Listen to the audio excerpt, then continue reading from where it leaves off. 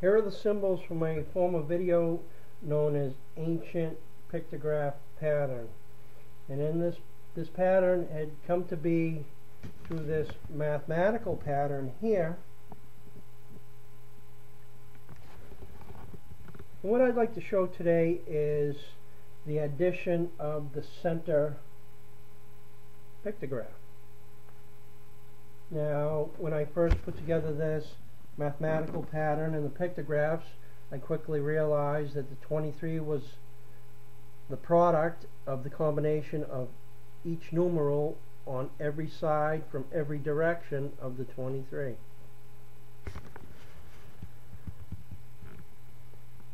Now with these pictographs, there were a single pictograph on either side, and I combined them and they created a brand new pictograph.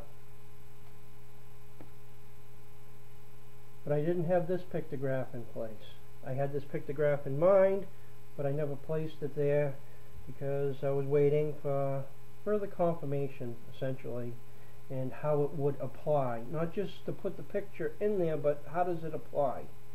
And I believe the application of it is found in the research and the inventions of Edward Lead Scullin.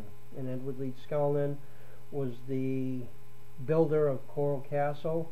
He was an inventor, and he wrote down his electrical theories, which are essentially amazing to a lot of people, and they kind of fly in the face of the modern concepts of electricity. And that's one of the things that Ed had mentioned, was that these modern electrical engineers basically have it all wrong. They explain it wrong. Even though they're able to make things work, they still explain it wrong, and they don't have the real concept of electricity and magnetism. This Gaha represents a double helix. Ed talks a lot about double helixes, and people that discuss Ed's theories and Ed's experiments talk about the double helix and how that applies. Now on either side of this double helix, as you see, I had split this pattern apart. This new pictograph that came up would be called the Wa-Za. And the Wa is a pictograph that means to join, and the Za is a pictograph that means to cut off. Now another thing I noticed in this pattern, when I put it together numerically, the 23 here, the 11, and the 12, was that it reminded me of lithium. And lithium, if you look at lithium, you'll see, and I don't remember the exact explanation of it because it was several years ago when I had started these studies, and I'm not a chemist or an electrical engineer or anything like that. I'm basically just an average person. But anyhow, with lithium, there's a difference between a one factor, and I forget if it's a proton or a neutron or what the heck it actually is, but there's an exchange that occurs within lithium where there's a single digit difference, and that's what it reminded me of when I seen that. When I seen the picture, I thought of electricity. When I thought of lithium, I thought of batteries.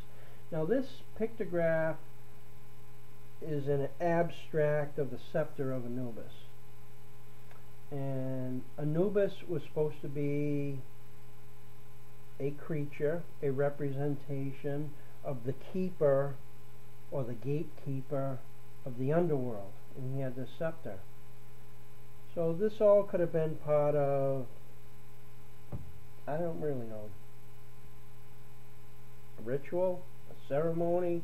It's how the elite kept control over the working class, where they were able to do these demonstrations that were really just so fantastic, and they only had the devices. They were the only ones that had the devices. They were only the only ones that knew how the devices were put together, and they were able to put on some really interesting shows. But did they use these things in a more practical manner? They very may well have. I was recently chatting with a gentleman, and he had mentioned how the Ankh, A-N-K-H, looks similar in shape and design and usage as Ed Lead Scullin's perpetual motion holder. And I thought, hey, that's a pretty keen observation. I think he may be onto something there. So maybe between the Ankh, which looks like the perpetual motion holder, the scepter of Anubis, which to me it seems that that could have been a very early solar cell.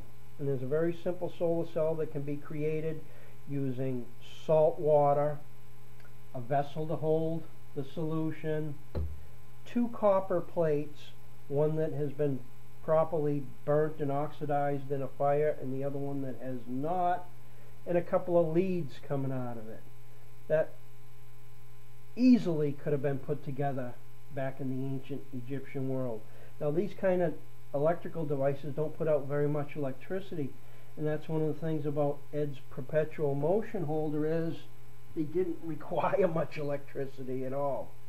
So we may be on to something here with this, and I just wanted to share this information with whoever wanted to listen.